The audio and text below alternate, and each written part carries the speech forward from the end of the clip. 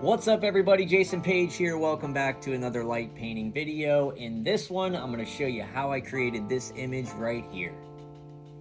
This one is a combination of strobe and light painting. So I used two strobe lights, one with the pink gel, one with the blue gel to freeze my model in this image. I also used a halo filter on front of my lens to create that circle of light around my model.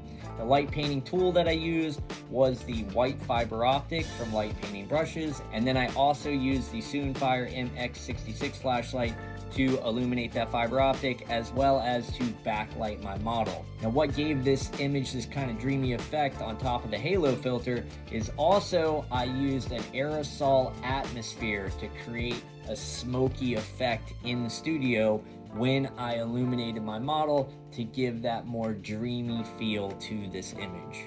The settings that I used were ISO 100 f8 shooting on bulb mode. We're going to go ahead and get ready to shoot now. I'm going to really just fill the scene with this aerosol atmosphere spray, trying to create as much smoke as possible because I really want to catch a lot of the light, especially when I'm backlighting her. Starting the exposure now, again settings ISO 100 f8 shooting on bulb mode. The first thing that I'm doing is just remotely triggering that flash once my model is comfortable and in her position.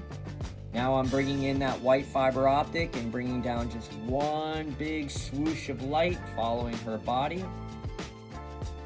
Now I am backlighting my model with a just bare flashlight to create this dynamic illuminated effect all around her. I want it to really look like she is just enveloped in light.